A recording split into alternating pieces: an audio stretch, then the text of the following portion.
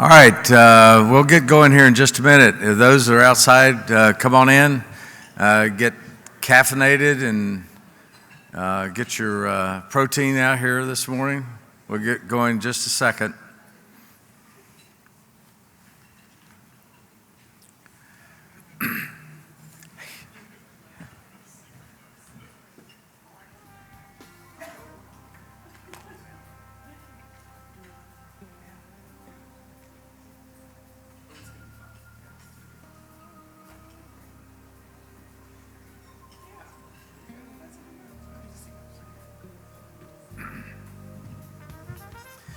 All right, why don't we get going? Good morning. My name is Steve Berry. I'm President and CEO of CCA, the Competitive Carriers Association. Love to welcome you to the 2015 Annual CCA Convention. I hope you're enjoying yourself. Come on and go through the line back there and just, it's like church, you know, you should sit on the front pews. You know, so don't be afraid. Like I said, don't be a Methodist, be a Baptist here. You're supposed to get closer to the front. So please come up. We got some really great discussions that we're going to have this morning.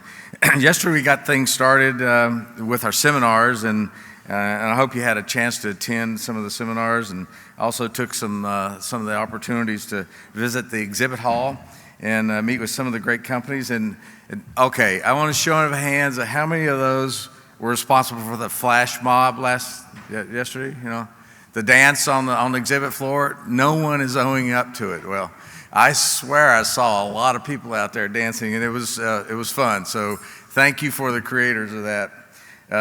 They wouldn't tell me about it, so it was all new to me. So.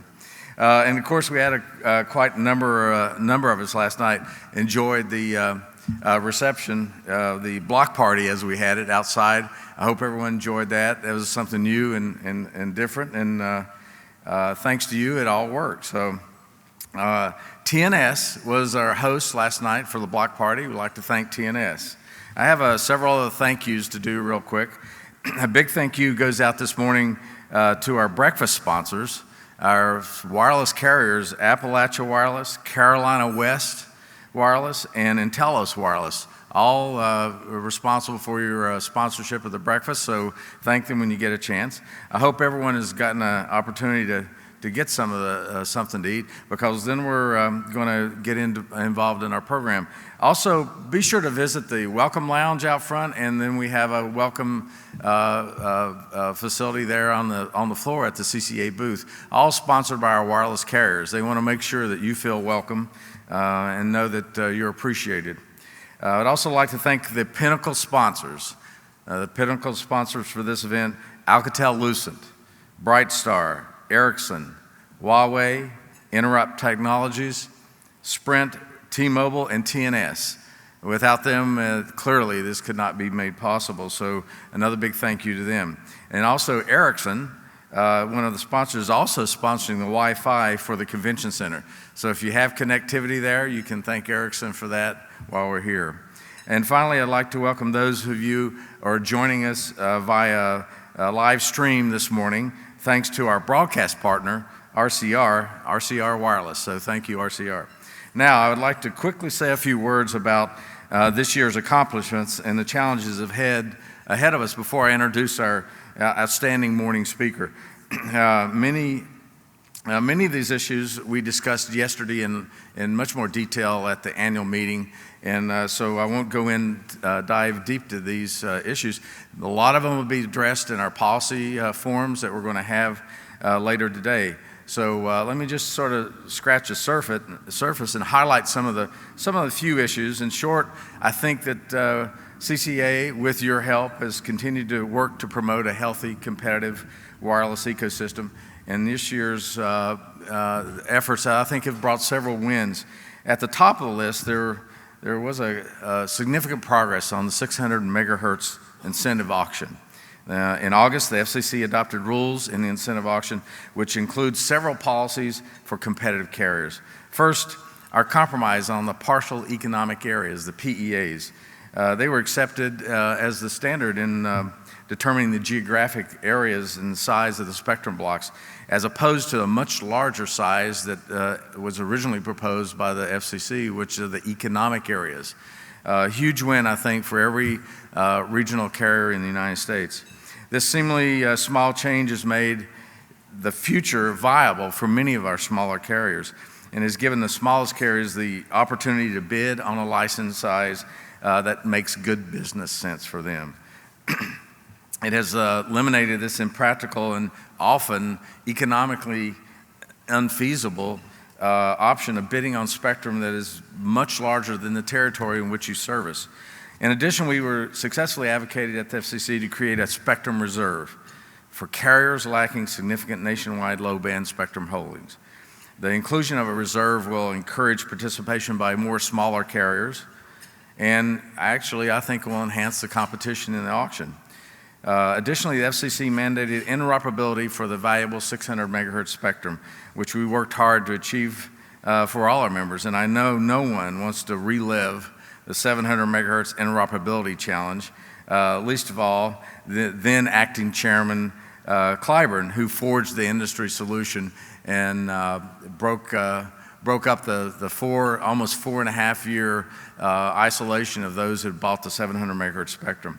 Another major issue for CCA is access to devices, and because the spectrum is meaningless if you don't have devices to offer customers and consumers on that spectrum. So we saw some real improvements in this issue also. Both consumers and competitive carriers saw the benefits when we worked with Congress to restore and expand the unlocking exemption to the Digital Millennium Copyright Act.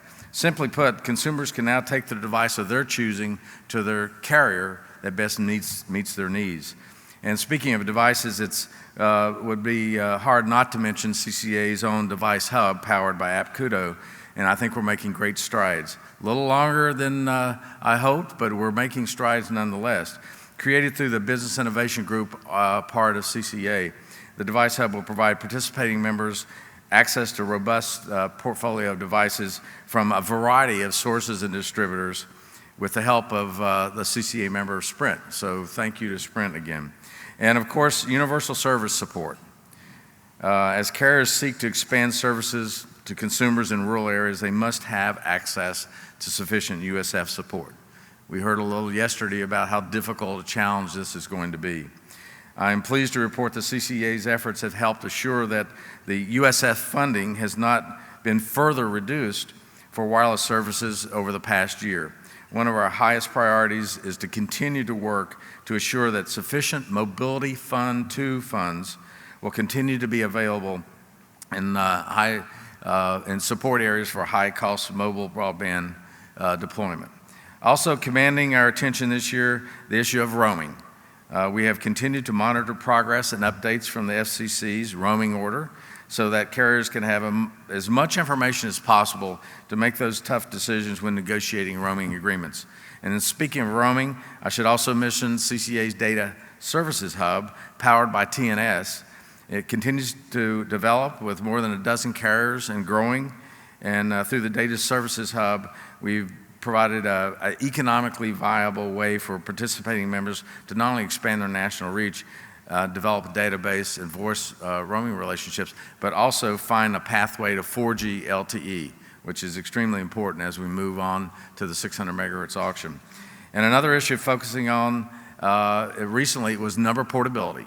And we all know how important this is to many consumers. Many consumers believe their wireless number is their birthright now. It's sort of akin to the Social Security number. You have it, you own it, you want to keep it. So we continue to work aggressively with all the industry to make sure that all the stakeholders continue to seek solutions for number portability. And I think we've been very fortunate to bring together the industry in a joint response to Mr. Wheeler on that.